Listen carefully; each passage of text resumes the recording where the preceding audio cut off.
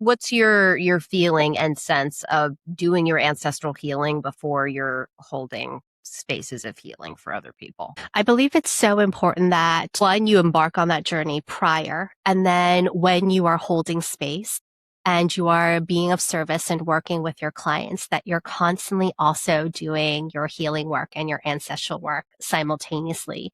Because the more you do so, not only do you become a clear vessel where the projections aren't based on your own projections that are feeding the field that's causing friction with your clients, but also it means the amount of growth you're having internally is also in the field and you see it in your clients. And so I do believe that the ancestral work helps you find humility, helps you find an ability to be more empathic and compassionate to those that you are in front of. And it gives you an opportunity to ground and root in and have access where you get to understand deeply what is impacting you and your life. So you're no longer in the conflict triangle of persecutor, rescuer, or victim. And you're actually seeing it instead.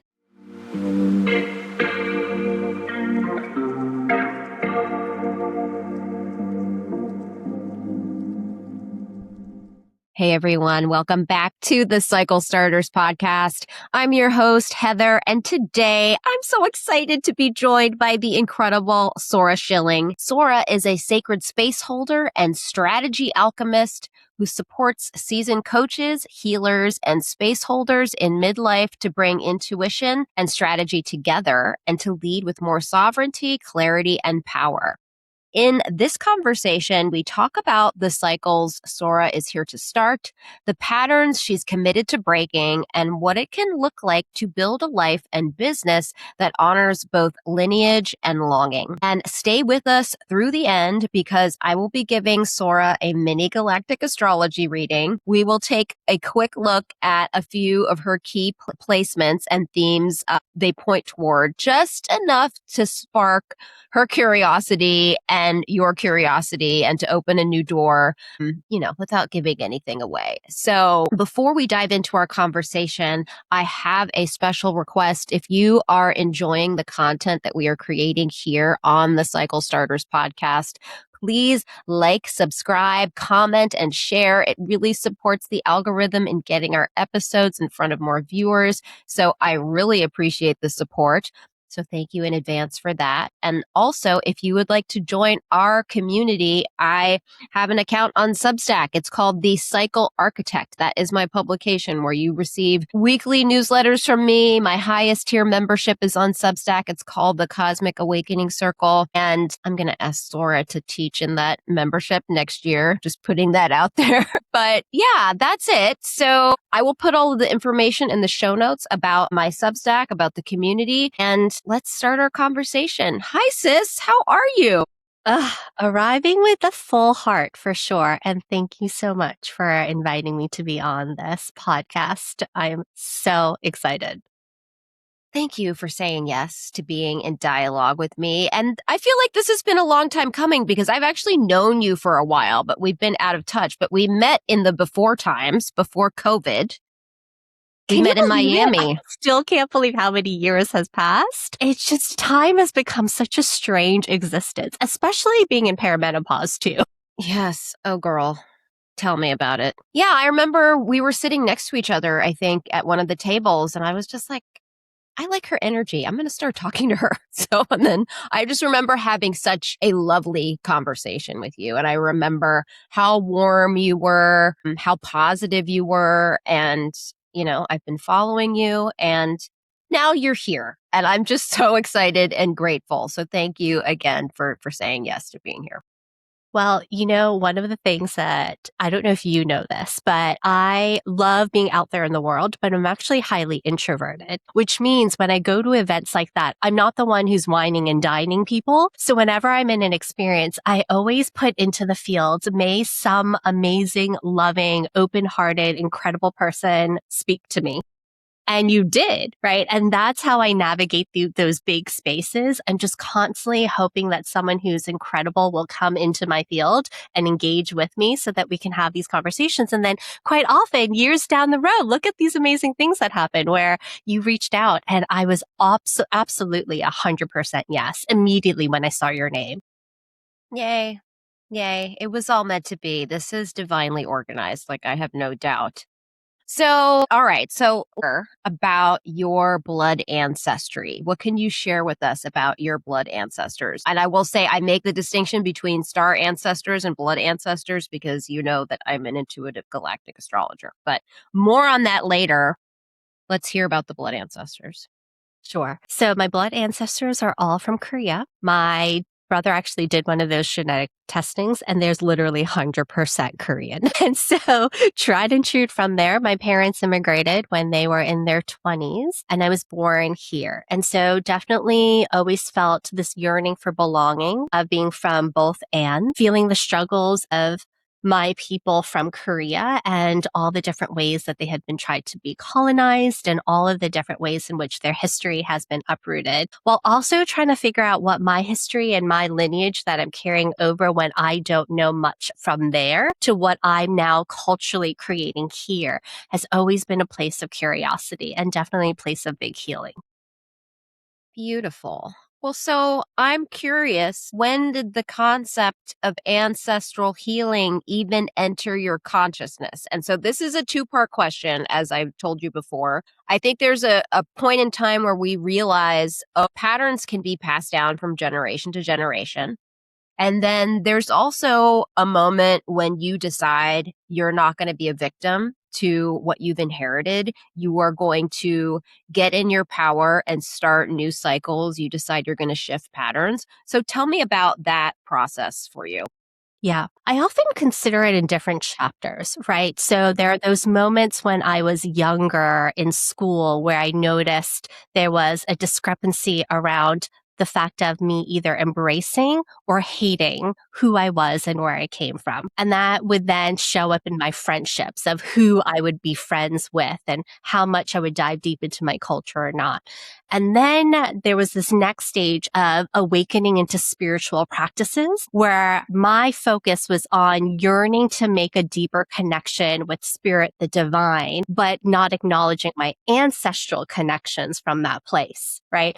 And so diving deep into one area of my awareness, but how can you go spiritually deep or evolve your awareness if you're not acknowledging who you are and the lineage that you've come from? So then it moved into that space of recognizing my lineage and honoring that. But the last stage, or the stage I'm currently in, because there's no last stage, is not only now acknowledging my ancestral lineage, but recognizing the healing journey I have with those that are closest in my ancestral line, which are my parents. And so right now there's a lot of that, especially as they are aging, of can I begin to not only reconcile, because part of it is going to be that they are who they are and they tried their best, but it's more acknowledging who they are as adults rather than as my parents. And what stories can I hear and listen and ask about before they pass on? And so that's currently what my healing journey looks like at this moment. Awesome. Thank you for sharing that. Well, so if you had to put a fine point on it, what would you say are the patterns that you are breaking in this current incarnation? Absolutely. There's so many. Lay it on us. We love to hear it.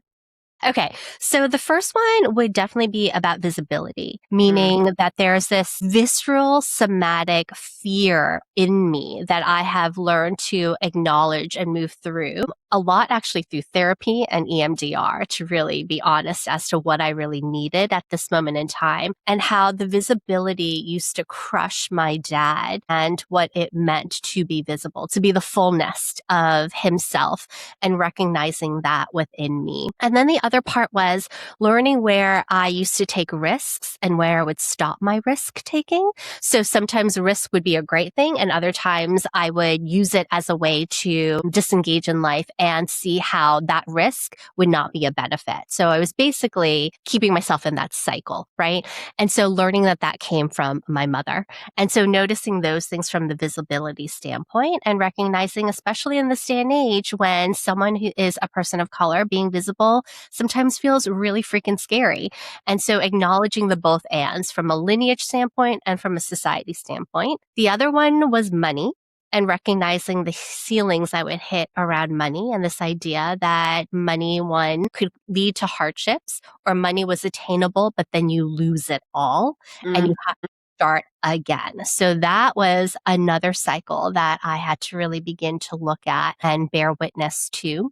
And then the third was this idea of how do you create connection without overgiving, right? And so how do I create and find sustainable love and connection, community and relationships without this feeling of me having to overgive, overdo, or expect someone's love in return from a place of give and take? And so those were the three that I've been really experiencing and learning throughout my lifetime. Thank you for sharing that. I feel like it's so supportive for folks who are just starting their ancestral healing journeys for us to really go into detail and explain what it actually looks like to do ancestral healing on the ground. And like you said, with the people closest to you in your lineage, which is often our parents, right? So yeah, thank you so much for sharing that. Well, I want to ask you now, how did you get to this place where you are supporting seasoned coaches? You've done different things in your career. So can you tell me a little bit about your journey to how you got to where you are today? Sure. I'll make it quick though, because there's many things I did. And some of your listeners might really relate to this in the fact that I've had multiple careers through my life. And I've just been every 2-3 years having a new job, a new career. And at some point wondering, when will something land? Right. And so just honoring those that are listening that raises their hand and says, I'm multidimensionally, multi-passionate, and who knows when I'll land. I get it. And so I started everywhere, starting from probably in 7th grade. I worked. I just loved working and I tried so many different things. But after college, there was this nagging feeling of I must do what is expected of me, which is find a good career, do really well. Who cares if I really enjoy it and really be successful? But I also wanted to kind of go against the grain and do something that not everyone else would do in, let's say, the Korean community. So I didn't become a doctor or a lawyer, right? Or, well, that's what my parents would have liked. And so I went into fashion. And then I moved into teaching. And then I moved into doing all sorts of different things. But the one thing that I recognized and realized for myself was that number one, I really enjoyed understanding the dynamics with people in a work environment and figuring out ways to make connections and a sense of belonging so everyone feels a bit more motivated. And so that's the one key through line that came through. The other was enjoying the idea of helping someone is something that at a very early age that I knew that I really wanted to do. So later on in life, there was a moment in time when I realized that I wanted to do something more than simply teach. Though teaching was really wonderful, I knew that there was something different and it had to do with adults and not children anymore. And so I was working and there was a moment where every day in the midst of meditation, I would hear a voice and the voice would say circles. Now for about 3 months, I had no idea what that meant. I was like, I don't understand what you're telling me to do. And circles, circles, circles. Finally, I recognized that there was this idea of circles, meaning gathering together in sacred circles and women's circles. And it was reflected back to me because I was in a corporate environment doing leadership coaching and I didn't know that's what I was doing. And it was in circle with everyone around. I was like, this, but with women. And so I made a conscious, loving ask with the universe. I said, if you would like me to start circles, I promise I will. I would like in exchange if you would get me to Australia. And so 3 months later, I was on a plane heading to Australia before my birthday, and I ran my first circle. And my first circle had 2 divine beings in it, and then it grew and grew exponentially very quickly. With me thinking I didn't know what circles meant. But in actuality, I was born knowing what space holding was. I think I actually bought one of your Sacred Circles digital products. I think because I started leading women of color healing circles in 2018 after my massive energetic clearing of ancestral trauma. And so thank you for doing that work because I think that helped me a lot. Because I kind of just jumped in. It just came in as a download. You need to do this as part of your own healing journey.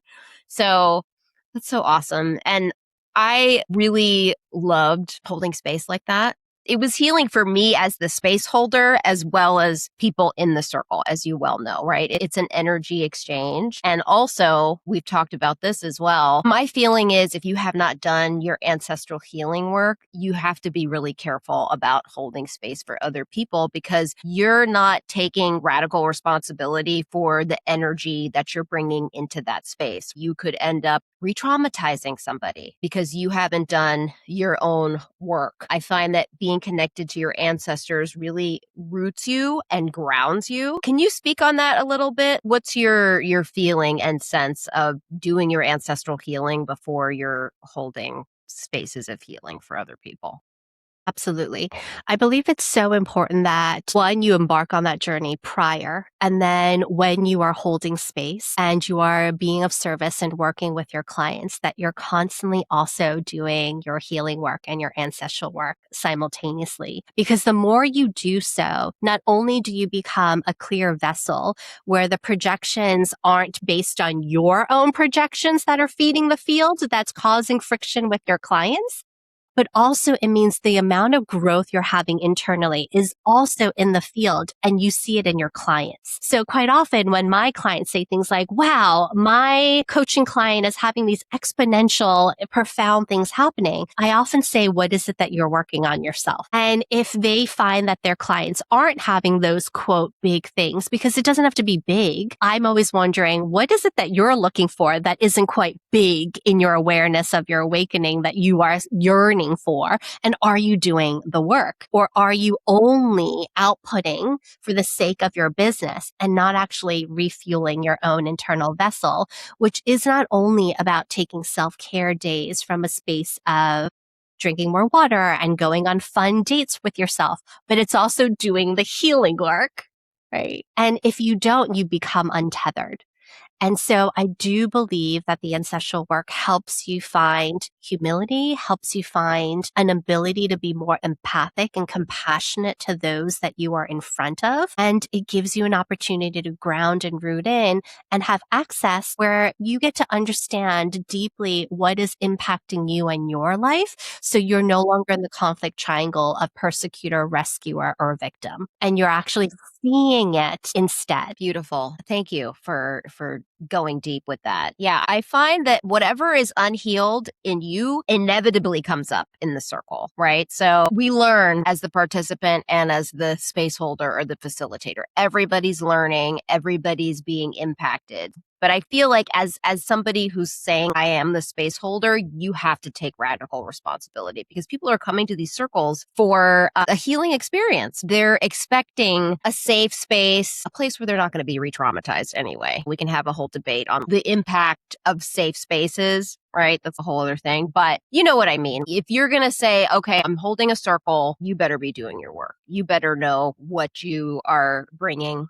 to the table. And yeah, it's just so important. It's so important. So whenever I'm joining something, I'm always doing a deep dive on the facilitator. Has this person done their healing work? I have to, because otherwise I don't trust. I just know because I've been to events, I've been part of containers where that person had not done their healing work and it wasn't a good thing. Absolutely. Because one, it can become very performative. Right. Number two, it becomes hierarchical, which is absolutely not the foundation of circle, which means the facilitator puts themselves on a pedestal and they're actually engaging with everyone else as if they are more evolved than everyone.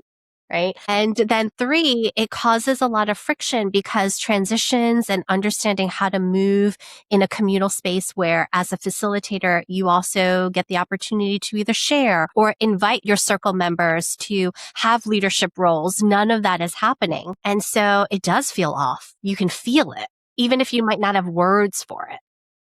Yes. Beautiful. You know so much about this. I love talking to you about this. Well, so are you ready to talk some astrology now, my dear? Gosh, I would love it. I've been so Okay. excited for this. Yay. So, for those of you who are new to the show and new to my work, I am a quantum soul guidance galactic astrologer. So, the way I relate to astrology is that for me, it has been an amazing, empowering tool, a language and a framework for navigating my ancestral healing journey with humility, with compassion for others, with compassion for myself. It's not the rule, okay? Like if Mercury's retrograde, I'm going to leave my house, like it's not that serious, but I really feel like I've studied astrology in other lifetimes because I just can't stop learning about it. I love this language. So it's been a pivotal part of my ancestral healing journey, and I've been practicing as a professional since 2020. And last year, I got the call to expand my notion of ancestors to include not only our blood ancestors, but our star ancestors as well. And my feeling is, as a collective, we are learning more in this moment about the history of the earth. We're learning more information about human history. And the point of knowing your galactic placements isn't to feel superior or special, right? Like you're better than anybody else. The point of it is to learn about these frequencies so that you can be better at what you're already doing, right? Use those frequencies, that energy to enhance whatever's going on with you. And also, I think it gives us more access to our multidimensionality. And so what galactic astrology does is that it adds an outer layer of fixed stars, supercosmic points, nebulas to the traditional Western tropical astrology chart. So we get to look at your soul's journey over eons of time, right? We're not just looking at past lives on Earth. We're looking at past lives that are off planet. So it's my favorite thing to do to look at galactic astrology charts. But before I dive into your placements, my dear, I want to talk about your sun, moon, and rising sign because that makes up the vast majority of your energetic signature. And you're a double Taurus, I saw. So that's really interesting to me. Okay, so your sun is in Aries. I am also an Aries sun. So we have that in common. It's in the 12th house, which tells me that this is where you shine. You're very psychic and intuitive. Like if I see a planet in the 12th house, that means, okay, this person is very close to the veil because that's what the 12th house is. It's the house of the unseen. It's the house of karmic debts, soul contracts. This is where you shine. The sun speaks to your special sauce, what you sprinkle into everything that you do that makes you stand out from the 11 other astrological signs. And each sign is a spectrum of psycho-spiritual energy with a high expression and a low expression. So you are a leader. You are an initiator, right? I love being an Aries. I think it's super fun. And when Aries is unhealed, we can be the most not self-aware people on the entire planet. Right? Because Aries is the child. We can be impulsive. We can leap before looking. Definitely gotten burnt by doing that many times. But I also feel like, yes, your sun in Aries is in the 12th house. That tells me that you're very psychic. But also, I think Aries in general is very psychic because you are going first. You are going ahead of everybody else. And so you don't have anybody to use as a role model. You have to be so close to spirit to get those downloads, to get the divine direction because no one's done this before. You're blazing trails. So I want to know from you, what's this Aries sun life been like? So the wounded version of me is that and was that, which is constant on the go, trying things out, acting before speaking, and then also feeling internal rage. Of who knows what. It felt like I didn't even know what I was raging about, but it was cosmic. It was more of a broader spectrum of anger, resentment, all of those things I would feel, especially when I didn't feel I was being recognized, right? That resentment would get there. And so on the opposite side, I would then push to feel more entitled and I would be brass. And so there are those components that would make me bold for sure. And so I honor the components that I really love, but also witness for the longest time the wounded version. I feel like it took me a little bit longer than others to get to a place of deeper awareness and then connected to spirit. Thank you for sharing all that. So your sun placement is based on where the sun was the day that you were born. Your rising sign, in contrast, is based on the time that you came into this world. And my feeling is when we are on the other side, when we are a soul, we're not this personality. We decide, okay, I'm going to come in as an XYZ rising to learn certain lessons for my soul's growth and evolution. So that rising sign is going to be the vehicle for your divine mission. This is the lens that you see everything through. This is your perception of reality. And it's the energy that people first pick up on when they meet you. So sometimes the rising sign qualities are in the shadow for people because they're not that self-aware. So they may learn as they get to know you, oh, this person really shines here. So that sun sign makes sense. But what they first pick up on are those rising sign energies. So your rising sign is Taurus, and all astrologers will ask for the birth time because the rising sign changes throughout the day. So this is fixed Earth. Earth is what we use to build the structures that give us stability and security in our lives. And it's very solid. It's very reliable. All the fixed signs are. I think Taurus represents the most steady and strong expression of spring, at least in the Northern Hemisphere. So I associate healed Taurus with sensuality, with the body, with luxury. I know Taurus loves to luxuriate. So there's my skincare and my snack and my pillow and my blanket, right? Taurus is very tactile. I also think people with a strong Taurus presence, and this would be you because you're double Taurus, we'll talk about your moon in a second, they build at their own pace. Sometimes that's faster than everybody. Sometimes that's slower. But no one's going to rush you because you're building something of quality. You're very interested in building legacy, basically. And then, the low expression of Taurus can be just like, I refuse to change my mind about anything to the point where you've had all the signs in the world that you need to change. You need to shift paths. And then by the time you realize it, it's too late. That sucks. Yeah. So tell me about this Taurus rising life. I want to hear about how this has shown up for you. Okay, so that wounded version, I would say immediately that came up that was me in relationships. I would not get the F out, even though I knew I needed to get out, right? So there's definitely that, as well as just stubborn quality. For sure, there was a stubbornness in me, and there still is, and I'm aware of it. And I have to take a moment and say, is that true?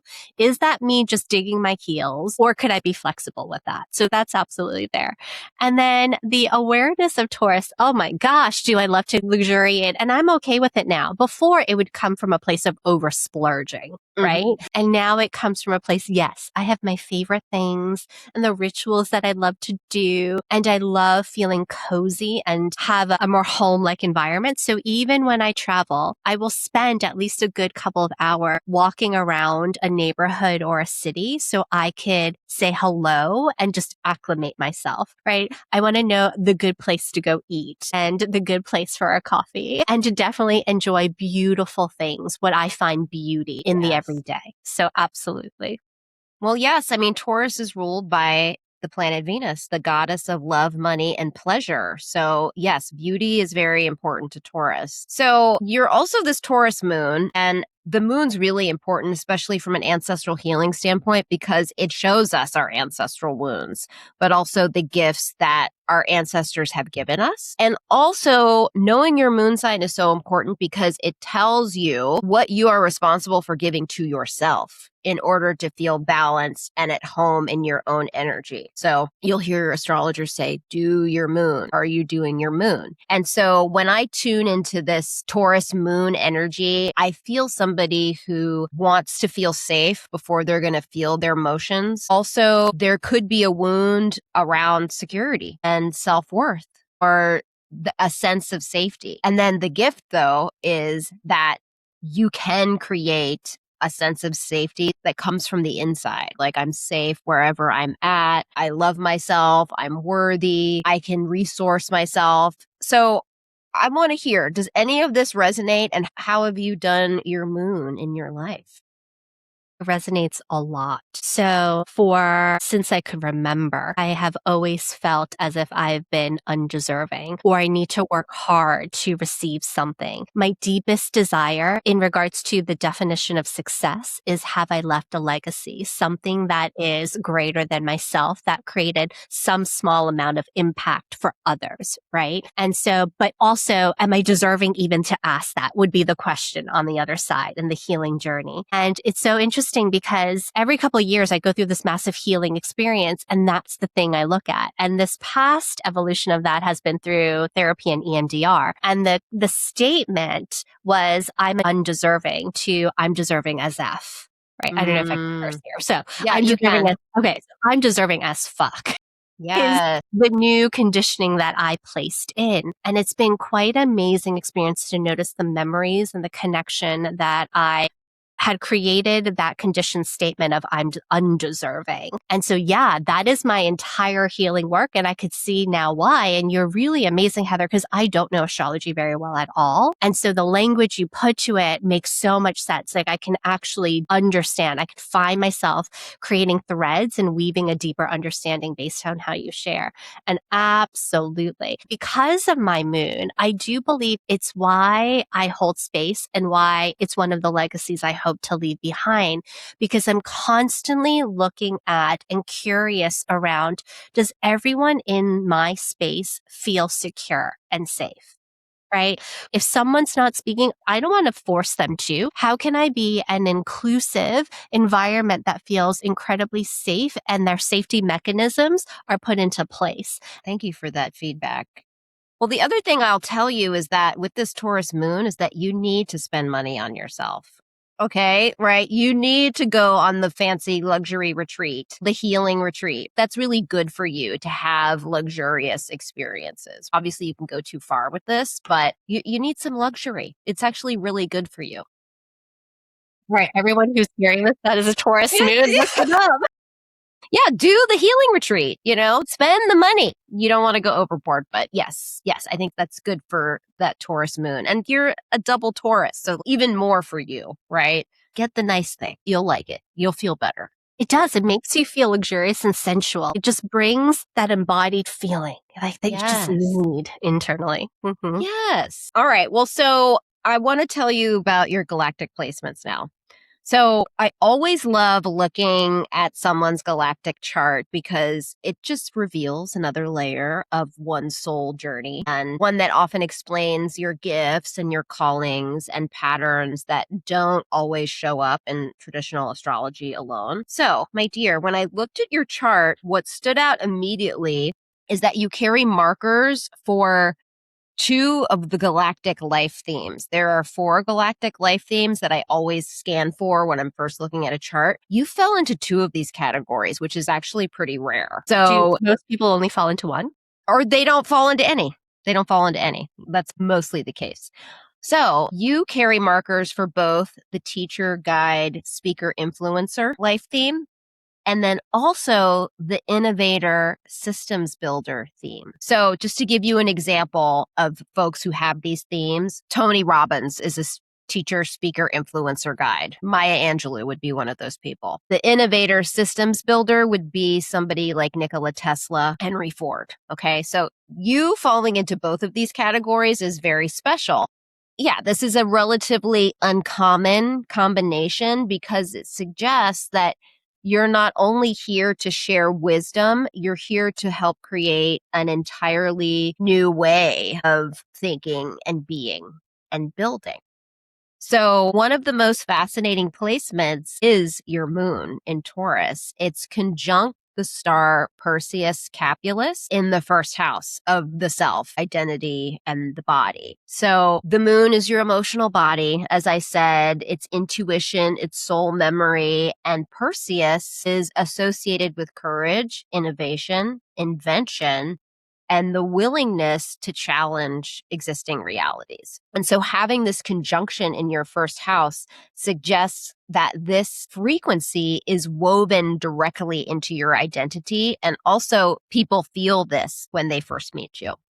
So you may have felt a little different from the people around you, not because you're trying to be, but because you naturally perceive possibilities that others don't yet see. Your emotional instincts will guide you towards pioneering paths naturally. You have a gift for sensing what wants to emerge next. And what's really beautiful is that Taurus really grounds this visionary energy. So rather than innovating for innovation's sake, your soul seems interested in creating things that are sustainable and embodied and lasting, right? Legacy. Hello.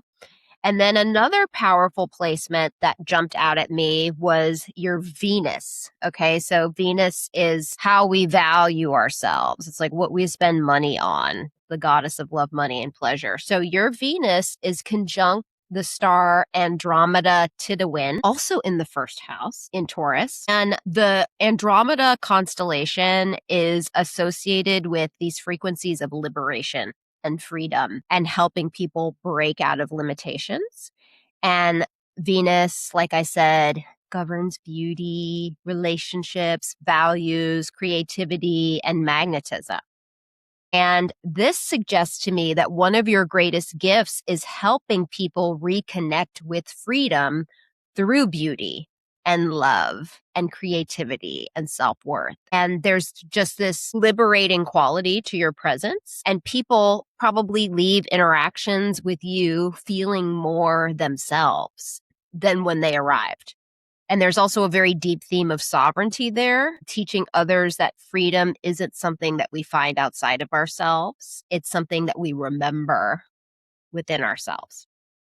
And then there's more. So your south node, which is where the bottom of the moon was when you were born, it represents where you've come from, natural gifts that you're bringing from past lives, but also the lower expressions of that sign that it's in that you're releasing. So your south node is conjunct the star Alpha Reticulum, and it's in the 12th house. So this is another fascinating layer to all of this. So Alpha Reticulum is associated with systems thinking, with advanced intelligence, innovation, and seeing the interconnectedness of complex structures. So, like I said, the South Node represents soul memories and gifts that you're bringing into this lifetime. And so what this tells me is that your soul arrived carrying wisdom around systems and patterns and higher order perspectives. You just instinctively understand how things fit together. And what we found is that people with strong alpha reticulum signatures, they see solutions long before others recognize that there's even a problem. Then an evolutionary invitation to this, right? To bring that wisdom out of the hidden realms of the 12th house and make it useful, make it practical and accessible for others, which sound like very Taurus qualities, right?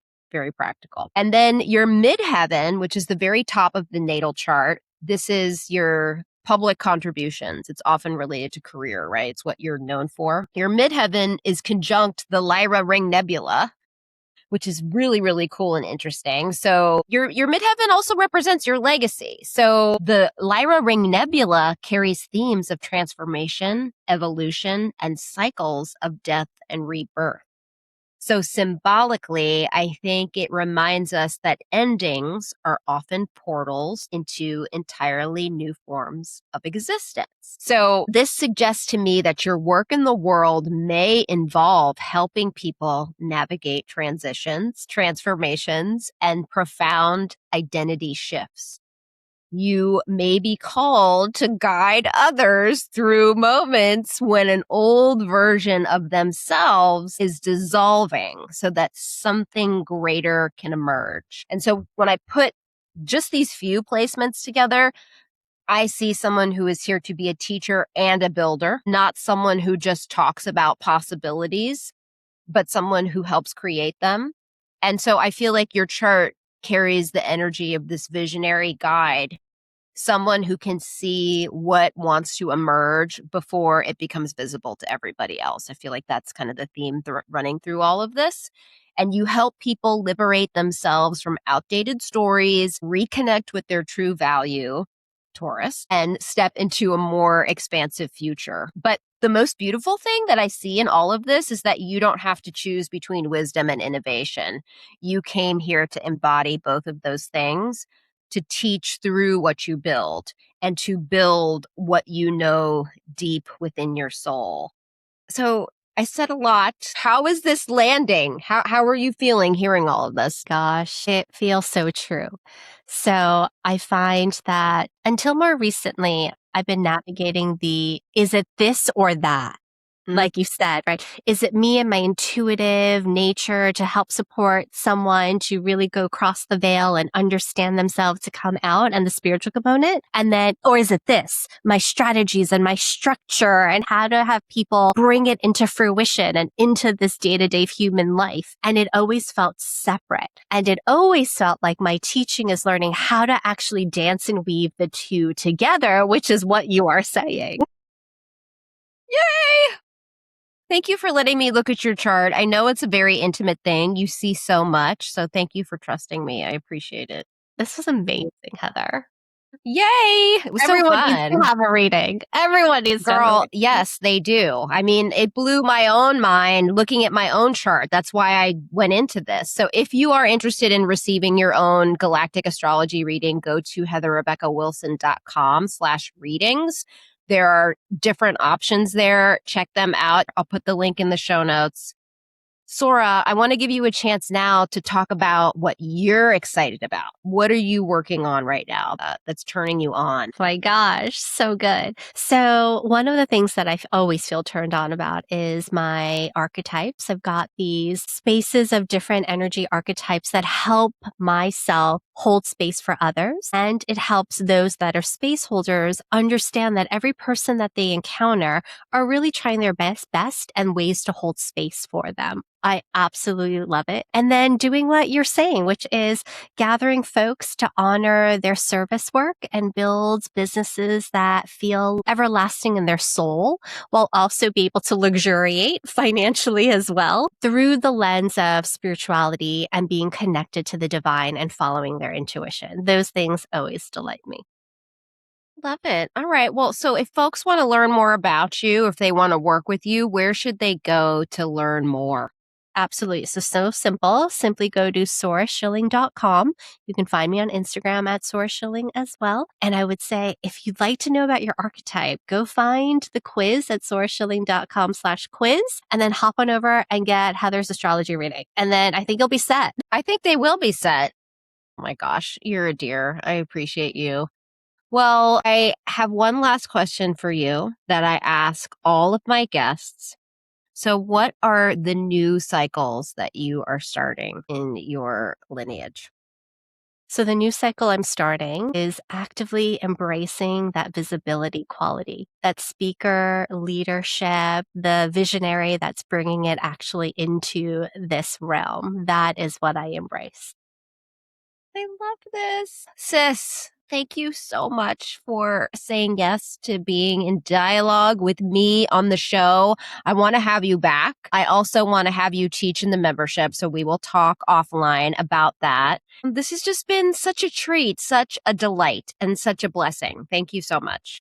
It's been so fun. I love speaking with you. I can't wait for all the other ways we might be connecting. And yes, until next time.